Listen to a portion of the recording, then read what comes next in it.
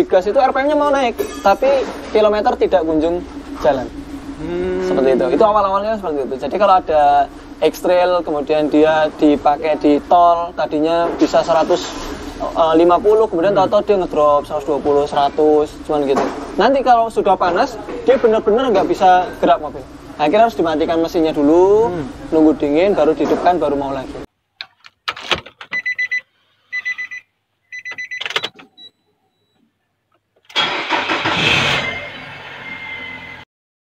Sobat Otomotif dan AHpedia, sebelum kita lanjutkan video ini, jangan lupa subscribe ya, agar tidak ketinggalan tips, tutorial, dan konsultasi tanya jawab terbaru dari AHpedia. Assalamualaikum warahmatullahi wabarakatuh, Sobat AHpedia. Pada hari ini kita kemasukan Nissan X-Trail dengan mesin KR25. Dia memiliki kendala ketika customer ini dia memberikan videonya ke kami, bahwasanya mobilnya ini dia dimasukkan ke P ataupun ke R kemudian ke D, itu dia tidak mau gerak sama sekali mobil ini.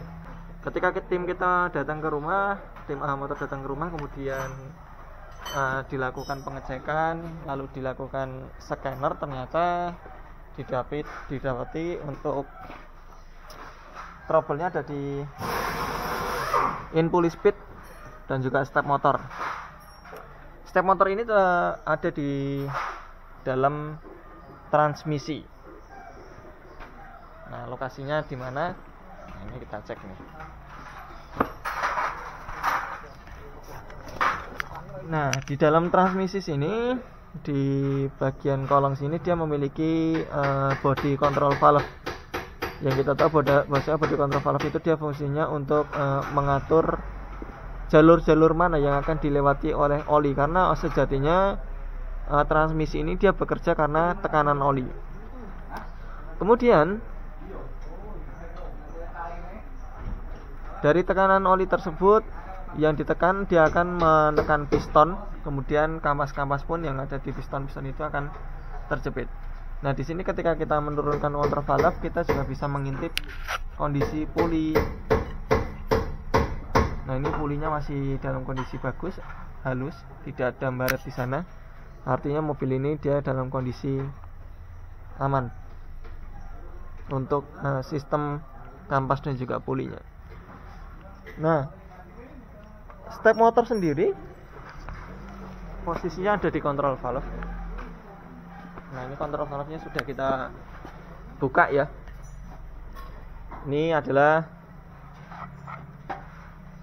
plunger-plungernya. Nah, dikatakan body valve kenapa, Mas? Karena memang di sini ada valve-valve-nya ya.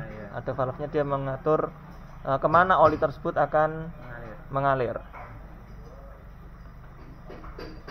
Nah, kemudian di sisi sebelah sini, di bagian atas, dia memiliki lubang-lubang tempat solenoid masuk.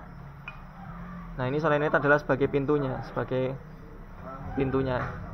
dia solenoid mana yang akan membuka. Nah, step motornya sendiri ini ada di sini nih. Tadi di scanner kita sudah melihat bahwasanya di sana terjadi trouble di step motor. Ternyata ketika kita lihat memang kondisi asnya ini dia baret nih. Ini coba kita amplas, kita bersihkan step motornya. Kemudian di sini tadi kita sempat melihat bahwasanya di kontrol valve ini ada bekas-bekas oli non CVT. Jadi bekas oli yang bukan CVT. Kemungkinan besar oli matic ya, Mas ya. Oli matic D biasa ya. Oli matic D biasa. Nah, ini bisa terlihat dia warnanya seperti ini. Kemungkinan besar dulunya si pemilik kendaraan pernah mengganti oli CVT, namun dia olinya tidak CVT. Nah, dia mengganti oli, tapi harapannya adalah supaya CVT-nya berumur panjang, tapi karena salah oli, maka CVT-nya malah jadi trouble. Jadi jangan salah pilih untuk mengganti oli CVT. Nah, sisi luar tadi kondisinya memang oli CVT, tapi begitu dibuka di sisi dalam sini, di area kontrol valve ini sudah dibersihkan ya kondisinya. Nah, di dalam sini dia sudah masih banyak sekali oli-oli yang bukan oli CVT. Nah, untuk kasus ini kita akan coba membersihkan seluruh bagian kontrol valve ya Mas ya. Ini ada Mas Triwinarno dan Mas Aji. Nah, ini yang akan memperbaiki ini motor. Kalau dilihat dari possible cause-nya, itu biasanya dia terjadi karena bad connect antara modul dengan step motornya. Jadi bisa jadi dia ini kotor, atau mungkin step motornya dia nggak mau kerja karena terhambat oleh kotoran, atau kemungkinan besar dikarenakan soket yang masuk ya Mas ya? Iya. Soket yang masuk. Nah, ini akan kita perbaiki, akan kita bersihkan. Setelah dibersihkan nanti akan kita pasang kembali ke transmisi, kemudian kita kalibrasi. Seperti apa prosesnya, ikuti terus video ini. Ya, ini kita sedang melakukan perakitan body control valve. Wah, ini kita siram dengan minyak atau oli CVT. Karena di dalam ini rentan dengan oli ya. Ini ada lembaran-lembaran platnya. Oke. Ini dia. Nah, ini. Oh. Nah, seperti ini ya.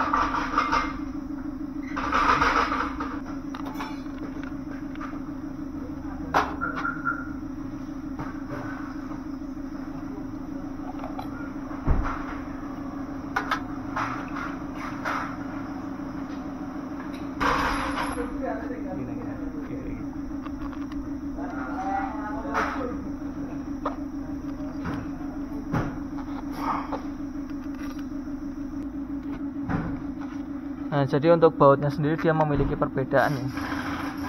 Di atas angka 7 ini dia ada titiknya yang kita lepaskan.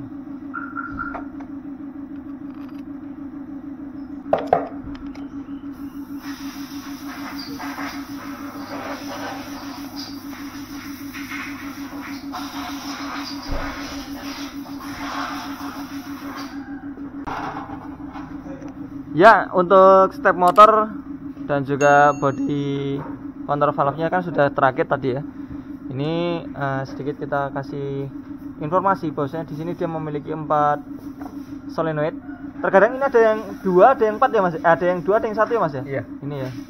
Jadi kalau teman-teman mencari spare part pengganti body valve, maka perhatikan dia memiliki 2 ini enggak? Atau dia hanya memiliki 1. Lampunya kita hidupkan biar kencing. Nah, ini stop motornya di sini nih. Selain itu di sini ada yang namanya EEPROM ya. EEPROM itu sejenis memori teman-teman sekalian. Nah, ini tadi sudah kita bersihkan. Ya, intinya untuk kasus ini ketika dia muncul step motor, jadi kemungkinan besar dia karena bad connect saja. Nah, bad connect-nya itu bisa jadi dari kotoran, bisa dari soket-soketnya ini dia terkena bekas dari oli atau yang selainnya. Nah, ini kita untuk pengencangannya tetap pakai momen supaya terukur. Ini berapa kilo Mas? 0,8 aja Pak. 0,8 kilo teman-teman. Jadi kalau ngencengin ini pakai 0,8 kilo, nggak nyampe 1 kilo. Sini ada 1 plunger lagi Mas ya. Iya. Ini yang terhubung dengan step motornya. Nah, jadi step motor itu dia memiliki as di sini ya. Ini yang akan menarik plunyernya, ini akan menekan ke sana. Nah, ini dia bermainnya adalah seperti ini ya, betul sekali. Seperti ini. Nah, di dalamnya sini udah ada aliran oli ya. Dia mau seberapa banyak oli tersebut ditekankan. Nah, ini adalah step motornya, dia jalurnya asnya ini yang akan menarik ke sana. Kita pasangkan ke mobil. Mas Ardi, Assalamualaikum. Ya, waalaikumsalam warahmatullahi wabarakatuh. Pak Taufik, untuk yang ini ya step motornya. Kemarin kita sudah sempat bersihin untuk kontrol valve-nya ini, Pak, body valve-nya ini. Ya. Kemudian berikut dengan ininya, namanya step motor, Pak. Step motornya untuk asnya kita bersihkan kemarin. Yang di asnya ini bisa panjang, bisa pendek. Tapi harus menggunakan arus di sana, suntikan arus. Ternyata ketika kita sudah melakukan pembersihan kontrol valve, kemudian kita sudah bersihkan asnya ini, kemudian kita bersihkan solenoid yang ada di sini, itu dia kondisinya tidak bisa sembuh. Jadi kenapa kita harus bersihkan dulu supaya pertama budget atau dana yang dikeluarkan itu tidak serta-merta kita harus ganti, Pak. Betul.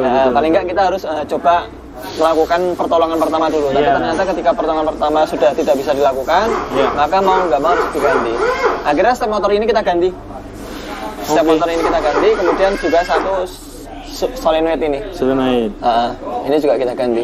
Oke. Nah, setelah diganti baru bisa dilakukan scan data, kemudian kita bisa hapus memori kerusakannya. Karena sebelum diganti ini memori kerusakannya nggak bisa dihapus. Kendalanya sih apa sih, Mas? Yang terjadi di kendaraan? Betul. Ketika pertama awal customer untuk calling ke kita, itu dia masuk posisi R ataupun posisi D, itu dia nggak gerak sama sekali mobilnya, Pak. Jadi ketika kita datang ke rumah, kemudian kita lakukan scan, ternyata di sana muncul step motor. Waktu itu sempat bisa diiris. Iris itu di scan, kemudian dihapus data, kemudian dinetralkan lagi kondisinya, di reset ya. Itu kita pakai, itu masih bisa mau. Tapi ketika balik lagi masuk garasi, itu mulai mengalami hal yang sama ketika awal. Gitu. Akhirnya mobil kita gendong bawa ke bengkel motor zigzag, kemudian kita coba lakukan pembersihan yang kontrol valve kemarin sudah kita buat videonya ya.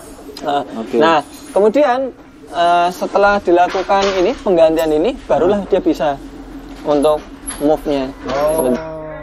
Karena ketika sudah dilakukan penggantian step motor seperti ini, Pak Taufik, itu harus diiris data, kemudian kita harus mengkalibrasi ulang. Jadi harus dikalibrasi. Nah, setelah dilakukan itu baru sembuh. Nah, untuk mobil ini sudah sembuh karena kita ganti ininya. Nah, ini sering terjadi untuk mobil-mobil X-Trail T31 yang dia usia kilometernya sudah mulai tinggi. Biasanya gejalanya sih apa sih gitu. Nah, mobil ini ketika set motornya itu rusak, dia memiliki kendala ketika dia jalan kencang di tol misalnya, Pak Taufik, atau di jalan menanjak, tahu-tahu mobilnya nggak kuat, seperti gandul gitu. Jadi seperti ada beban di gas, itu RPM-nya mau naik, tapi kilometer tidak kunjung jalan. Seperti itu. Itu awal-awalnya seperti itu. Jadi kalau ada X-Trail kemudian dia dipakai di tol, tadinya bisa 150, kemudian tahu-tahu dia ngedrop 120, 100, cuman gitu. Nanti kalau sudah panas, dia benar-benar nggak bisa gerak mobil. Akhirnya harus dimatikan mesinnya dulu, nunggu dingin, baru dihidupkan, baru mau lagi. Awal-awalnya rusak seperti itu. Berarti ini sering jadi permasalahan kendaraan CVT nih ya? CVT untuk yang X-Trail T31. Oh, ini beda dengan punyanya Nissan Serena C26? Nah, beda. Dia memiliki perbedaan. Kalau untuk kinerjanya sama. Tapi kinerjanya sama? Kinerjanya sama. Berarti permasalahannya pun bisa ditemukan hal yang sama? Bisa ditemukan. Gejalanya tadi? Ya. Ini stepnya. Jadi kalau ada teman-teman yang memiliki trouble tersebut, ya, ini tidak bisa dibeli original. Kalau beli original harus komplit. Tapi aftermarketnya sudah mulai banyak. Ini kalau komplit berapa, Mas?